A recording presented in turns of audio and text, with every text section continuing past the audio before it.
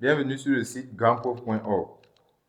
Dans cette vidéo, nous allons nous exercer à appliquer le théorème du centre d'inertie au mouvement d'un véhicule dans un virage. Nous vous proposons l'exercice que nous lisons ensemble. Une locomotive aborde à vitesse constante V un virage circulaire horizontal de rayon R égale 80 mètres. Un passager debout dans l'un des wagons s'incline alors d'un angle alpha égal à 20 degrés sur la verticale. Montrez à partir d'une étude dynamique que le rayon du virage s'écrit R égale V carré divisé par G fois tangente alpha. Ok. Nous allons faire une illustration de la situation.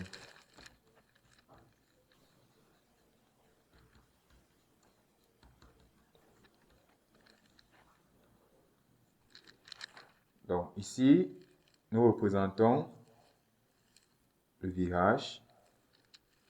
Nous représentons le passager par le point G. On nous a dit que le passager est incliné d'un angle alpha lors du virage par rapport à la verticale. Je représente la verticale. Si le passager s'incline, alors la réaction du wagon, noté R, forme un angle alpha avec cette verticale. Entre autres, on sait qu'on a le poids P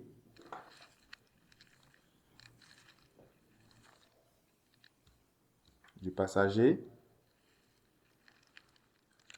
Nous allons essayer de construire la résultante de ces deux forces.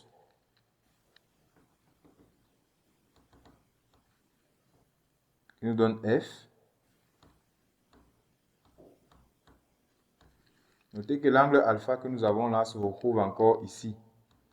Cela sera important pour le développement dans la suite. Bien. Ainsi, la force étant centripète, elle est donc orientée vers le centre instantané de courbure. Nous avons ici modélisé la situation. Nous allons passer à l'étude dynamique.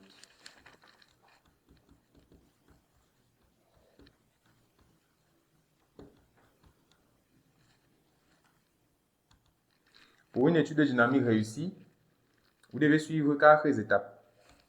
Tout d'abord, vous devez délimiter le système. Donc, le système qu'on étudie ici, c'est le passager. Ensuite, vous devez donner le référentiel dans lequel vous travaillez. Nous travaillons dans le référentiel terrestre, supposé, galiléen.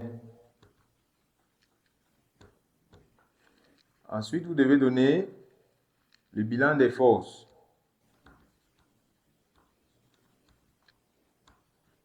Donc, le bilan des forces que nous avons déjà représenté sur la figure d'illustration. Nous avons le poids P, c'est le poids du passager.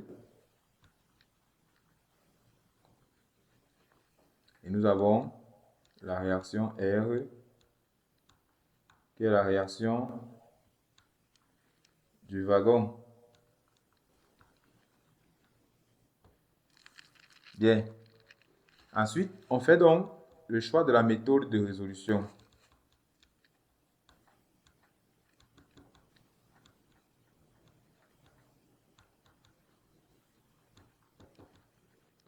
Dans notre contexte, la méthode de résolution appropriée, c'est le théorème du centre d'inertie que nous allons donc utiliser. D'après le théorème du centre d'inertie, qu'on abrège TCI, on a la somme des forces extérieures appliquées à un solide en mouvement est égale au produit de sa masse par le vecteur accélération de son centre d'inertie. Sur notre passager, il y a deux forces qui s'appliquent. La réaction du wagon et son poids P. Ceci est donc égal à ME fois le vecteur accélération. Nous avons vu tout à l'heure que la résultante de la réaction et du poids sera notée F. Donc R plus P, là c'est F, que nous avons déterminé ici, égale donc à MA. C'est une relation vectorielle que nous allons décomposer dans la base de Freinet. Suivant l'axe centripète, nous avons le vecteur normal.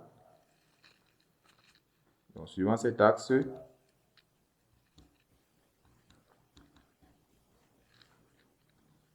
on aura F égale MAN.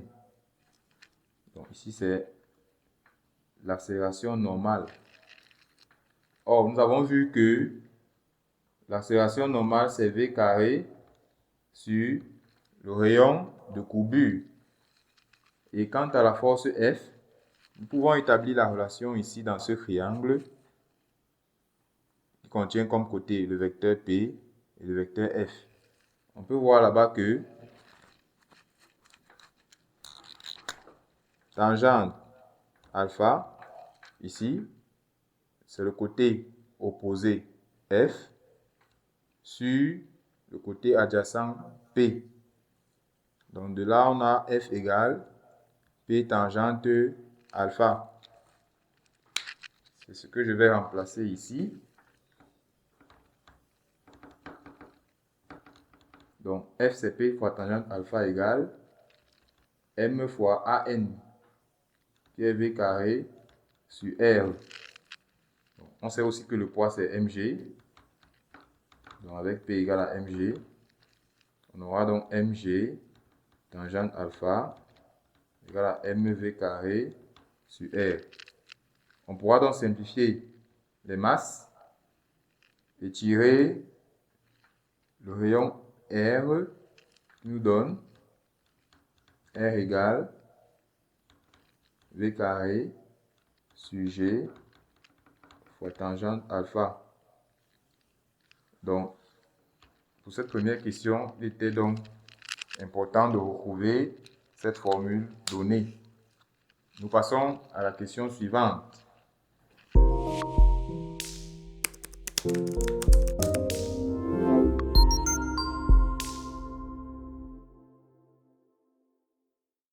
Un panneau de signalisation à l'entrée du virage indique vitesse limite 20 mètres par seconde. Ce train déraillera-t-il? Justifiez la réponse. Prendre G égale 9,81 Newton par kilogramme. Alors ici, il faut se demander à quelles conditions le train va dérailler.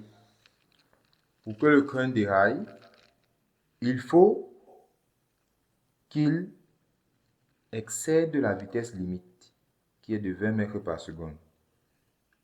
Donc, cela nous amène à identifier l'inconnu à déterminer, qui est la vitesse. Nous allons donc déterminer la vitesse avec laquelle le train a abordé le virage.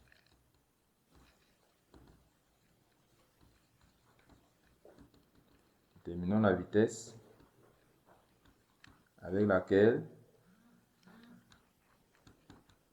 le train a abordé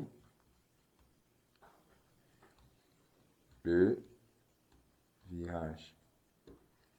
Donc, nous venons de montrer que le rayon de courbure est égal au carré de la vitesse divisé par G fois tangente alpha. Donc, nous voulons la vitesse cette fois-ci. On a donc V carré égale RG fois tangente alpha. V nous donnera racine carrée de R fois G fois tangente alpha. Donc voilà la formule qui va nous permettre de déterminer la valeur de la vitesse. À l'application numérique V égale, on a donné le rayon dans l'énoncé, c'est 80 mètres. On a donné l'intensité de la pesanteur du lieu, 9,81. On a donné l'angle alpha qui vaut 20 degrés. Donc, une fois que vous allez faire l'application numérique, vous trouverez V égale 16,1 9 en mètres par seconde. Voilà la vitesse V avec laquelle le train a abordé le virage. Bien. Est-ce que cette vitesse est donc supérieure à la vitesse limite? Nous pouvons faire une comparaison. V est inférieur à 20 mètres par seconde. Comme la vitesse avec laquelle le train aborde le virage est inférieure à la vitesse limite, nous pouvons conclure que le train ne déraillera pas.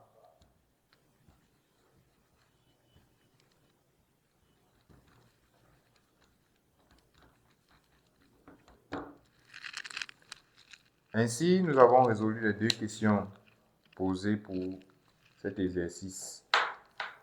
À bientôt pour une prochaine vidéo.